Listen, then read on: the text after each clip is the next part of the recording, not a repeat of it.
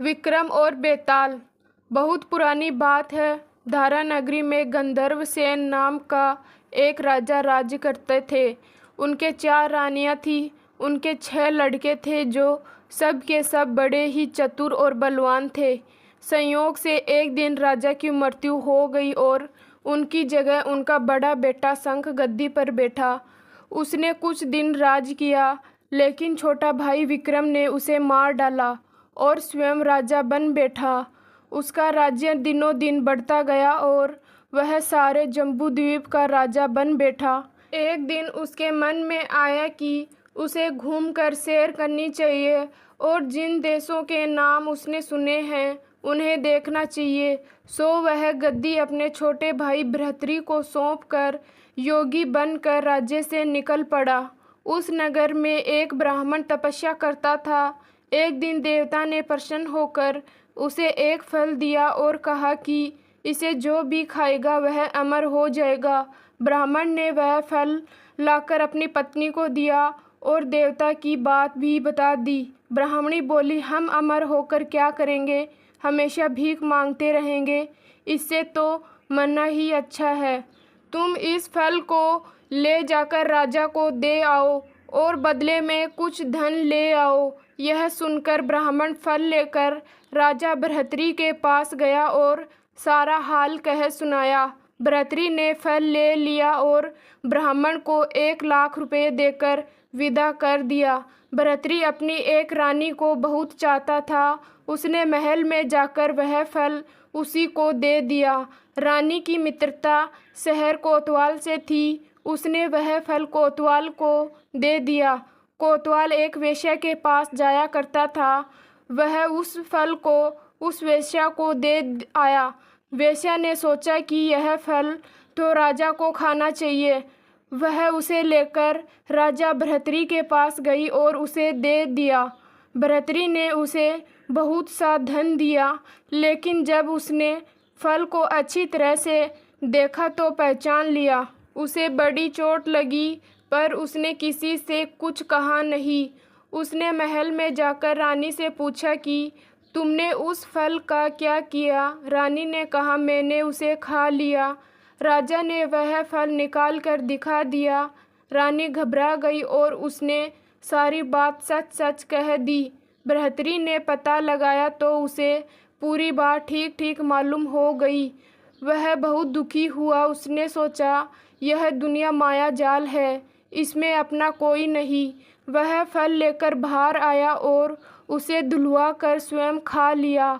फिर राजपाट छोड़ योगी का भेष बना जंगल में तपस्या करने चला गया। भृतृ के जंगल में चले जाने से विक्रम की गद्दी सुनी हो गई। जब राजा इंद्र को यह समाचार मिला तो उन्होंने एक देव को धारा नगरी की रखवाली के लिए भेज दिया। वह दिन रात वहीं रहने लगा। भृतृ के राजपाट छोड़कर वन में चले जाने की बात विक्रम को मालूम हुई तो वह लौटकर अपने देश को आया। आधी रात का समय था। जब वह नगर में घुसने लगा तो देव ने उसे रोका। राजा ने कहा, मैं विक्रम हूँ, यह मेरा राज्य है, तुम रोकने वाले कौन होते हो? देव बोला, मुझे राजा इंद्र ने इस नगरी की चौकसी के लिए भेजा है।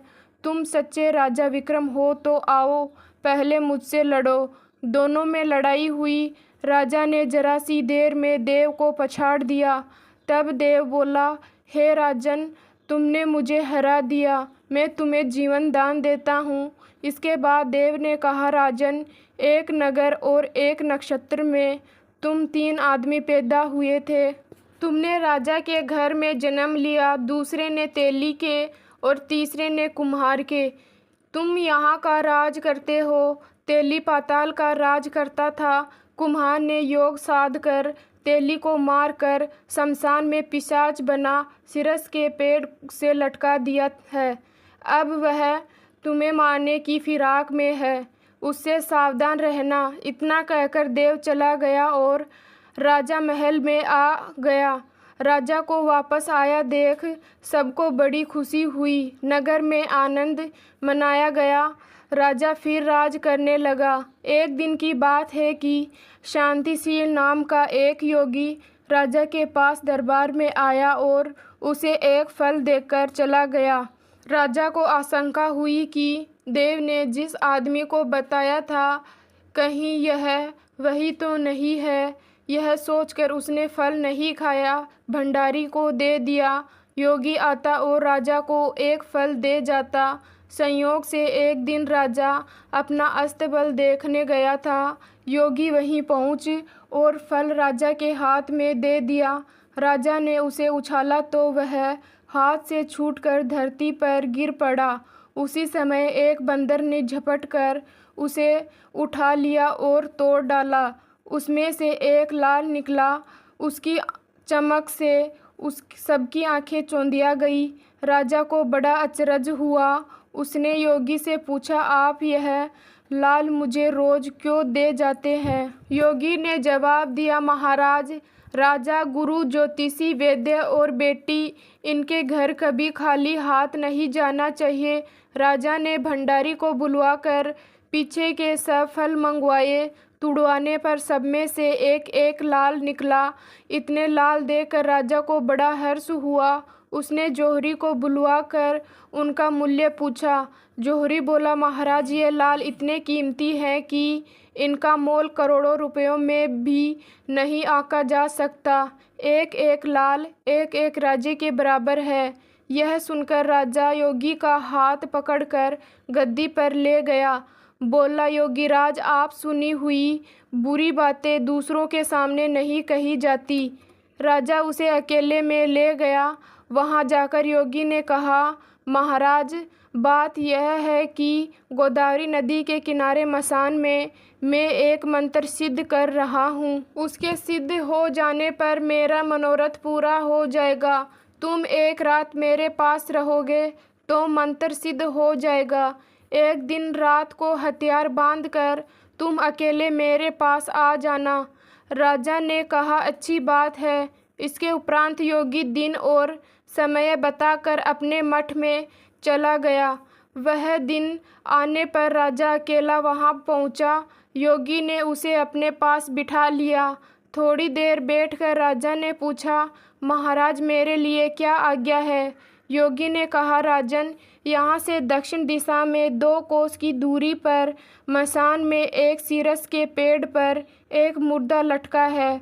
उसे मेरे पास ले आओ। तब तक मैं यहाँ पूजा करता हूँ। यह सुनकर राजा वहाँ से चल दिया। बड़ी भयंकर रात थी। चारों ओर अंधेरा फैला था। पानी बरस रहा था। भूत प्रेत शोर मचा रहे थे। सांप आ आकर पैरों में लिपटते थे। लेकिन राजा हिम्मत से आगे बढ़ता गया। जब वह मसान में पहुंचा तो देखता क्या है कि शेर दहाड़ रहे हैं, हाथी चिंगाड़ रहे हैं, भूत प्रेत आदमियों को मार रहे हैं। राजा बेधड़क चलता गया और सीरस के पेड़ के पास पहुंच गया। पेड़ जड़ से फुनगी तक आग में दहक रहा था। राजा ने सोचा, हो न हो यह वही योगी है जिसकी बात देव ने बताई थी। पेड़ पर रस्सी से बंधा मुर्दा लटक रहा था। राजा पेड़ पर चढ़ गया और तलवार से रस्सी काट दी। मुर्दा नीचे गिर पड़ा और दहाड़ मार मार कर रोने लगा। राजा ने नीचे आकर पूछा, तू कौन है? राजा का इतना कहना था कि वह मुर्दा खिलखिल कर हंस पड़ा। राजा को बड़ा अचरज हुआ। तभी वह मुर्दा फिर से पेड़ पर जा लटका। राजा फिर चढ़कर ऊपर गया और रस्सी काट मुर्दा को बगल में दबा नीचे आया। बोला, बता तू कौन है? मुर्दा चुप रहा। तब राजा ने उसे एक चादर में बांधा और योगी के पास ले चला। रास्ते में वह मुर्दा बोला, मैं बेताल हूँ, तू कौन है और मुझे कहाँ ले जा रहा है? राजा ने कहा, मेरा नाम विक्रम है, मैं धारा नगरी का राजा हूँ, मैं तुझे योगी के पास ले जा रहा हूँ। बेताल बोला, मैं एक शर्त पर चलूँगा, अगर तू रास्ते में बोलेगा तो मैं लौटकर पेड़ पर जा लटकूँगा। राजा ने उसकी बात मान ली। फिर बेताल बोला, पंडित, चतुर और ज्ञानी, इनके दिन अच्छी अच्छी बातों में बीतते हैं, जबकि मूर्खों के दिन कलह और नींद में। अच्छा होगा कि हमारी राह भली बातों की चर्चा में बीत जाए। मैं तुझे एक कहानी सुनाता हूँ, ले सुन।